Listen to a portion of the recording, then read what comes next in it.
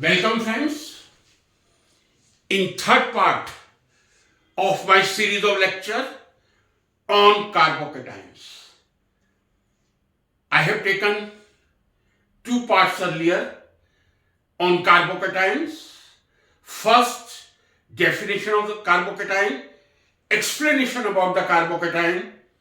Then I came to the classification of the carbocation, 1 degree, 2 degree, 3 degree. And in my last lecture, I did talk a lot about the stability of the carbocations. How we can justify the stability of the carbocations. I did say there are three factors which can influence the stability of carbocations. First is inductive effect, second is hyperconjugative, third is resonance effect.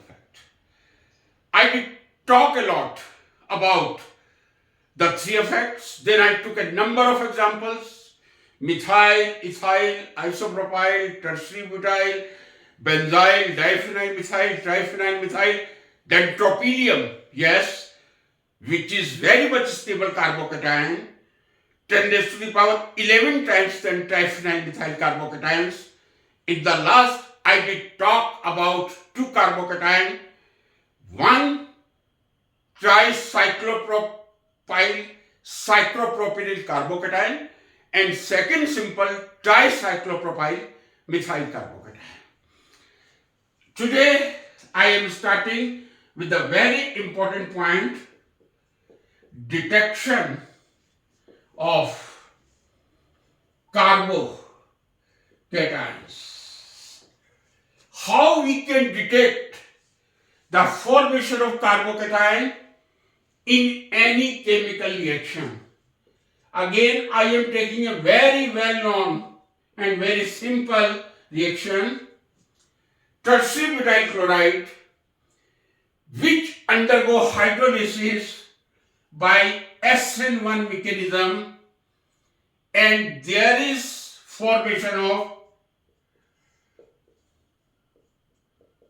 this species that is nothing but trimethyl-methyl or tertiary butyl carbocation.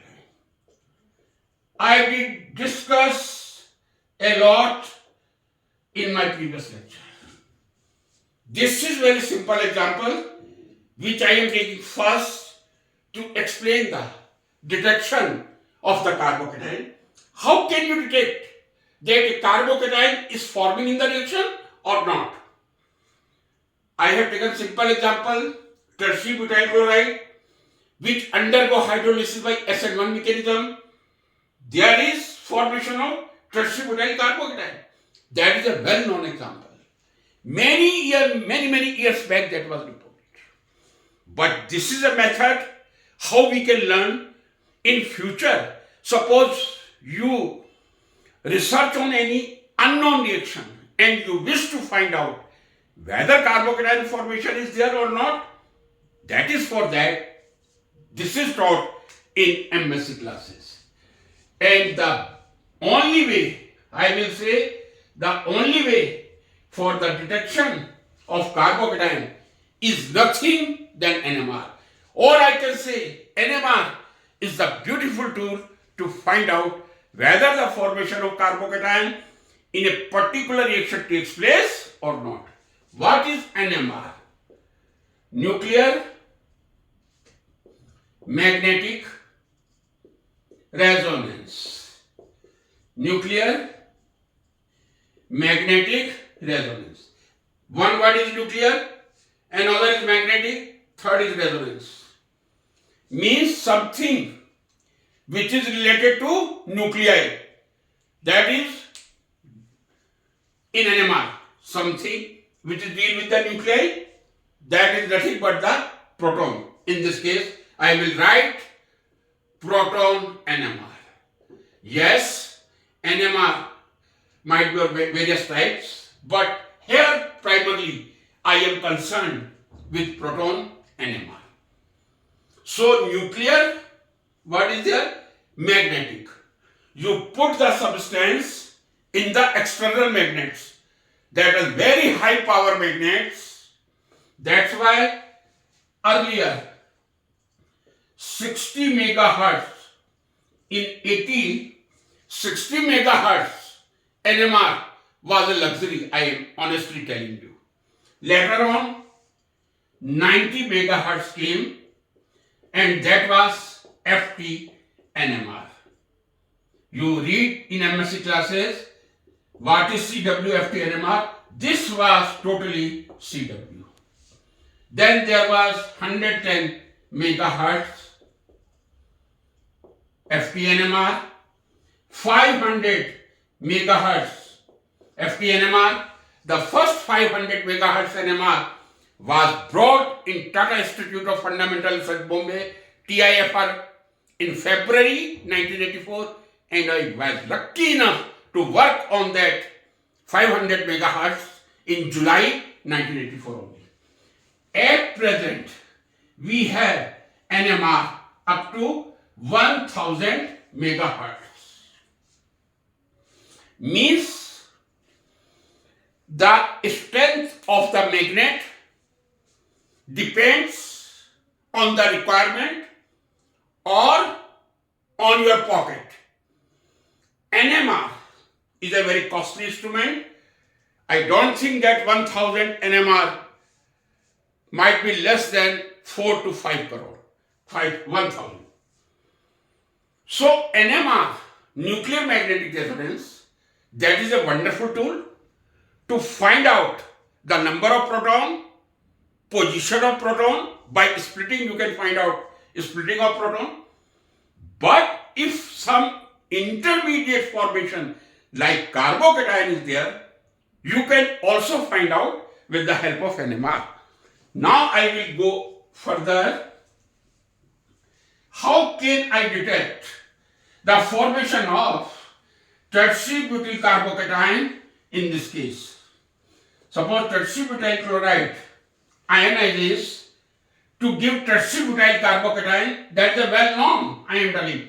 Since last more than 60-70 years we are studying that tertiary butyl carbocation always go hydrolysis through SN1 mechanism. Suppose I take, this is NMR, right? There is NMR scale that is known as delta. This is 0, this is 10. In between 0 to 10 scale you can take, right? But whenever you use NMR, you have to use certain reference so that your protons can be calibrated. In proton NMR and carbon 13. Proton NMR, which I am dealing today, and carbon 13 NMR. The best, I can say, universal reference, that is TMS, tetramethyl silane. This is silicon, this is methyl, this is methyl, this is methyl, right? Ideal reference for proton NMR and carbon 13 NMR. Why this is taken as a reference? Why I did say this is universal? The beauty of this tetramethylsilane or TMS is that there are 4 identical methyl groups, right? How many protons are there? 12 protons. All the 4 methyl groups, they are identical. How many signals do you expect? When all the 12 protons, they are identical, only one signal. So one beauty is that it will give only one signal. That will come like sharp signal of 12 protons at 0. Number 2, you know, carbon is more electronegative than silicon, or silicon is less electronegative than carbon. So the protons of all the 4 methyl group, they are highly shielded. They will come at 0. All the protons which you observe, they come at downfield. that is an inert compound. Whatever compound you are taking, if that react with the reference, the whole game will be over. This is a very inert compound, does not react with majority of the compound.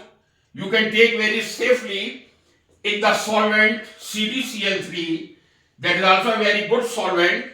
Suppose you take any compound, tetrabutyl chloride, dissolve in CdCl3, and you add few drops of tetramethylsilane, no reaction would be there. And the last point is that highly volatile. If you wish that reference should leave your compound is very costly, you can evaporate. So this is the beauty of TMS that makes it a very ideal reference compound. And the ideal solvent, very cheap in comparison to other. If you take DMSO-D6, there will be 6 deuterated hydrogen to be replaced. In this case, only 1 deuterium is there because 1 proton of chloroform is replaced by CdCl3. So what happens? Suppose I take tertiary butyl chloride and I react it with antimony pentafluoride. Right, friends? And what will be the solvent? That is liquid sulfur dioxide. Generally, we all know sulfur dioxide is gaseous, but in liquid sulfur dioxide, that is a wonderful solvent for chemical reaction. And as a wonderful solvent that is acting here, you take the solvent liquid sulfur dioxide, this is liquid, drum state. You take highly acidic antimony pentafluoride, highly Lewis acid. Antimony is surrounded by 5 fluorine atoms, make the antimony highly electron deficient. Highly electron deficient means that will accept the electron or any atom with electron immediately. That's why this is a very strong Lewis acid. Very strong Lewis acid. One thing more, I did say liquid sulfur dioxide is a very good solvent. That is also very highly acidic in nature. So when you will dissolve tetrabutyl chloride in liquid sulfur dioxide and you will add a few drops of antimony pentafluoride, immediately there is formation of tetrabutyl carbocation and 1 fluorine goes as fluoride and SbF6 minus. So this is formation of tetrabutyl chloride. I took tetrabutyl chloride, dissolved in solvent which is highly acidic, liquid sulfur dioxide, added a few drops of antimony pentafluoride. Immediately there is formation of carbocation. How I can do this experiment to detect the formation of this particularly tetrabutyl carbocation? I will take NMR tube, I will add liquid sulfur dioxide, tetrabutyl chloride, and after putting in a proper place, first I will take obviously the NMR of tetrabutyl chloride itself. If you take the tetrabutyl chloride NMR, again you will find a singlet because this is a planar structure. All 9 protons are equivalent. All 9 protons are equivalent. Equivalent protons gives only one signal. I did say TMS, ideal solvent. First reason I did say all the 12 protons are equivalent. They will give only one signal. Tetrabutyl carbocation will give only one signal. And that signal will appear at 1.3 ppm. Because alkyl protons, this is of tetrabutyl chloride, right? The protons of tetrabutyl chloride, rather I should say, sorry, that should be fluoride. That is better.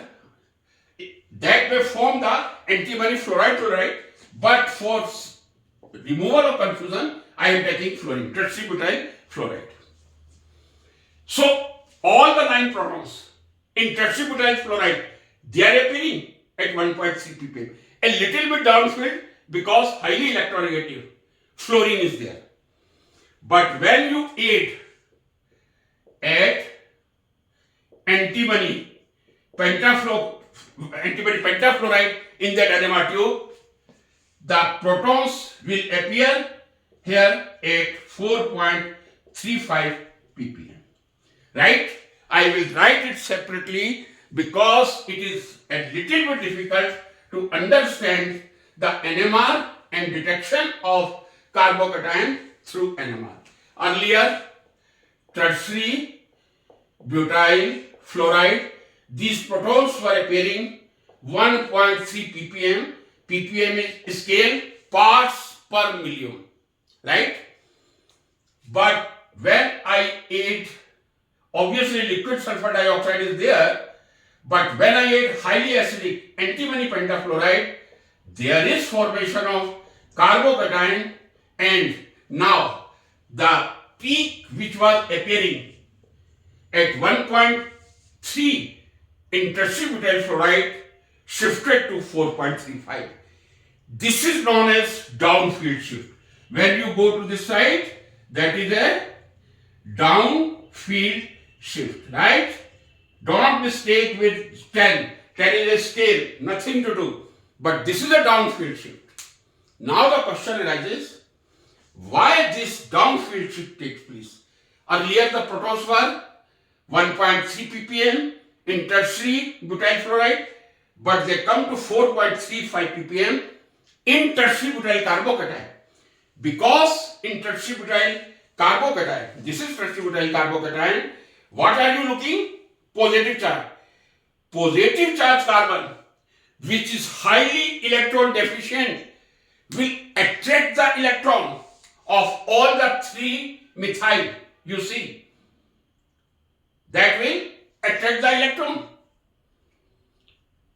from methyl group. So the protons of all the 3 methyl will be highly deshielded. The shielded proton comes upside. Well, when there is deshielding and deshielding in tertiary carbocation is due to positive charge, and due to this deshielding effect, the proton appears at 4.35 ppm. This is a downfield shift. One thing I would like to say, I am right or wrong, I can't say, but this is the duty of a teacher. This is a book, I did say, Mukherjee and Singh. This is old edition. Mukherjee and Singh, you can see. This is new edition. When we read, we should read very carefully. Now, what one sentence has written in the book of Mukherjee, Singh and Om Prakash, I will read it verbatim. This large downfield shift of the signal due to methyl protons can be explained on the basis of the fact that positively charged carbon exerts large inductive and hyperconjugative effect on these protons. Friends, this is a new edition. You can see page number 2 to 7. What they write? This large downfield shift of the signal due to methyl proton can be explained on the basis of the fact that positively charged carbon exert large inductive and hyperconjugative effect. Yes, there is large inductive effect. I fully agree. Due to that, this carbon is attracting electron towards itself.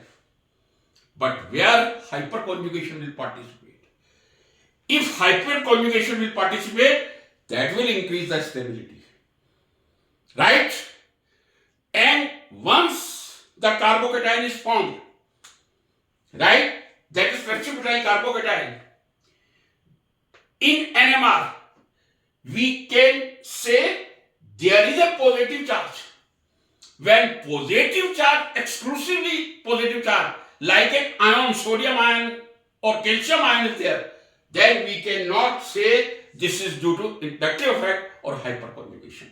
So I don't agree with this sentence, but might be right or wrong, that you have to decide. It was my duty to correct, or rather to speak the sentence which has been written. But another thing, most of the books are silent about the detection of the carbocation. That was generally a question, and nowadays that is generally a question, how you will detect the carbocation. But I am grateful to Mukherjee Singh book, either old or new edition, they have given. They have very well explained by taking the same example. When you take tertiary butyl chloride, dissolved in liquid sulfur dioxide, you take the NMR, the 9 protons of tertiary butyl chloride appears at 1.3 ppm, parts per million. But when you add antimony pentafluoride, highly acidic, which will immediately take the proton from the fluorine from the tertiary butyl fluoride, there is formation of carbocation, and due to large de-shielding, now the methyl protons are much less shielded. More shielding means the protons will appear towards zero, and de-shielded means the protons will go downfield shift. So this is very large downfield shift, I can say. The protons which were at 1.3 ppm are at 4.3 ppm. So we can certainly detect the carbocation with the help of NMR.